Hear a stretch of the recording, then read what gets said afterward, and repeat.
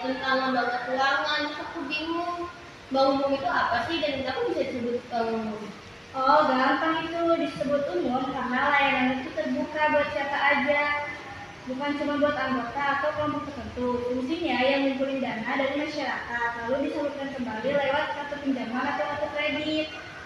Iya ya, kayak kita tuh nabung, terus uang yang bisa dipinjemin ke orang yang lebih membutuhkan dana, atau bisa disebut juga modal. Tapi apa nggak ribet ngelola uang sebanyak itu? Makanya itu mereka punya bank itu punya sistem yang langsung diawasi sama OJK dan BI. Nah di situ tuh semua transaksi dan aktivitas keuangan kita tuh diawasi. Uang kita juga bakal dipinjamnya LPS sampai zaman tertentu, jadi lebih aman. Terus tujuan utama bank umum itu apa aja sih? Secara garis besar ciri tiga. Yang pertama simpanan, yang kedua ada pinjaman, yang ketiga ada layanan keuangan. Tapi secara nggak langsung mereka juga bantu pertumbuhan ekonomi. Misalnya, orang bisa buka usaha gara-gara dapat modal dari bank. Wah iya ya, temanku tuh pernah dapat kredit UMKM dari bank buat buka usaha kopi. Nah sekarang udah punya 2 cabang, keren banget kan? Nah itu dia, kalau nggak ada bank dia harus minjem ke rentenir buat terus ada bunga tingginya, resiko besar. Bank itu tuh membantu menyediakan akses dana yang lebih aman dan teratur. Keren juga ya. Terus jenis-jenis bank umum itu apa aja sih? Kalau dibagi berdasarkan kepemilikannya itu ada 3. Yang pertama itu ada bank pemerintah kayak BRI, Mandiri, terus ada BNI. Terus yang kedua itu ada bank swasta nasional kayak BCA, terus ada CIMB Niaga, terus ada HSBC atau Bank of China. Dan masing-masing punya segmen pasar dan layanan yang khas. Misalnya BRI banyak fokus ke desa dan UMKM. Kalau BCA kuat di layanan digital dan perbankan pribadi. Terus bedanya koperasi sama BPR itu gimana? Kalau koperasi itu milik anggota, jadinya yang dilayani ya cuma anggotanya. Sedangkan BPR alias Bank Perkreditan Rakyat lebih fokus ke kredit kecil dan daerah. Cakupannya sempit dan nggak bisa buat transaksi internasional kayak bank umum. Oh pantas, aku mau transfer ke luar negeri. BPR nggak bisa, harus pakai bank umum. Nah itu karena bank umum punya layanan lebih lengkap, mulai dari simpanan, pinjaman, transfer antar bank internasional, obligasi sampai buka rekening kelas.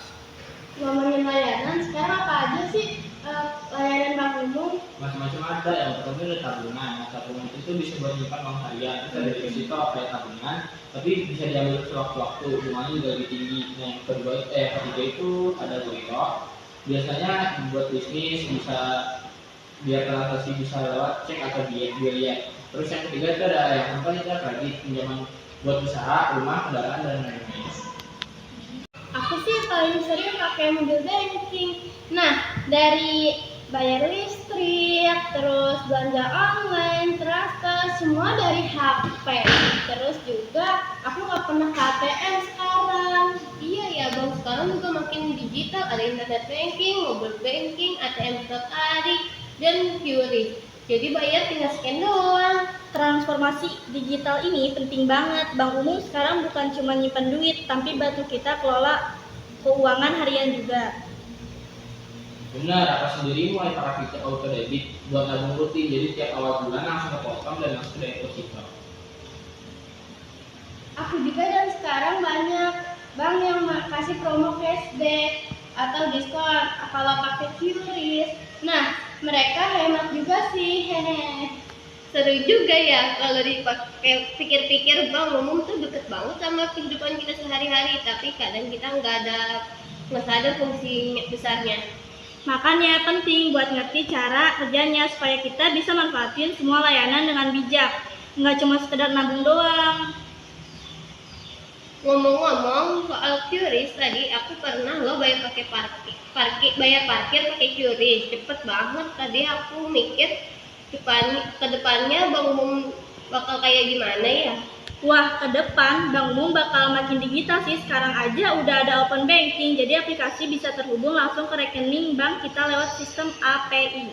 Dan itu makin terasa karena kolaborasi dengan bank dengan fintech itu kayak misal bank bekerja sama dengan aplikasi pinjaman atau investasi.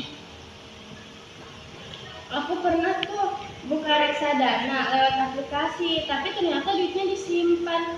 Dan dikelola lewat bank juga, jadi nggak benar-benar lepas dari bank ya? Iya, fintech itu ibarat jembatan baru, tapi pondasinya tetap bank dan pemerintah juga atur itu semua biar tetap aman buat nasabah.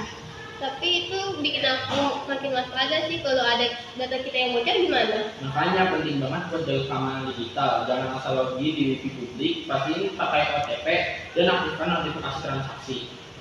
Gue udah biasain diri aktifin fingerprint buat buka aplikasi mobile banking. Terus dan jangan lupa jangan pernah kasih OTP ke siapapun. Bank itu udah punya sistem keamanan berlapis, tapi tetap nasabah juga harus aktif. Jangan cuek sama edukasi digital. Kalau gitu gimana sih caranya jadi nasabah yang cerdas? Mulai dari yang sederhana. Pahami produk bank sebelum pakai. Jangan cuma lihat bunga, itu juga lihat resiko. 3. Rutin cek mutasi rekening, pelajari biaya-biaya tersembunyi. Dan kalau ada promo, cek dulu syarat dan ketentuannya. Banyak yang cuma berlaku kalau belanja minuman sekian atau pakai kartu tertentu. Jangan malu juga buat konsultasi ke petugas bank. Mereka ada bukan cuma buat buka rekening, tapi juga bantu kita kelola keuangan. Tapi kayaknya masih banyak anak muda yang ngerasa urusan bank mah buat orang tua, gimana ya? Padahal justru kita yang paling butuh paham. Soalnya masa depan kita tergantung dari cara kita mengelola uang. Benar, apalagi sekarang banyak banget program edukasi finansial dari bank buat anak muda dan lewat TikTok, podcast, dan webinar. Bank sekarang tuh bukan cuma tempat kaku lagi, mereka bertransportasi biar makin dekat sama anak muda. Ada fitur budgeting, tabungan berjangka, dan akun khusus buat pelajar atau mahasiswa. Kalian benar dengar nggak sih istilah inklusi keuangan? Pernah, itu usaha supaya semua orang termasuk yang tinggal di daerah terpencil bisa akses layanan keuangan dan bank umum punya peran besar di situ. Contohnya tuh kayak bank yang punya cabang di desa-desa atau lewat agen laku pandai kayak warung yang jadi perpanjangan tangan bank. Ada juga bank yang mulai terlibat dalam keuangan berkelanjutan. Mereka langsung biayai ke usaha ramah lingkungan, energi terbarukan, dan UKM yang berdaya guna sosial. Wah keren ya, jadi uang kita bisa bantu sesuatu yang lebih besar dari sekedar simpanan. Dulu aku pikir itu cuma tempat buat nabung dan ambil duit, tapi sekarang aku lihat lebih luas. Iya, dari transaksi sehari-hari sampai membangun masa depan, bank umum itu mitra hidup finansial kita. Jadi mulai sekarang, yuk kita jadi nasabah yang bijak dan sadar karena keuangan sehat plus hidup lebih tenang. Yuk kenali dan manfaatkan bank umum lebih dari sekedar tempat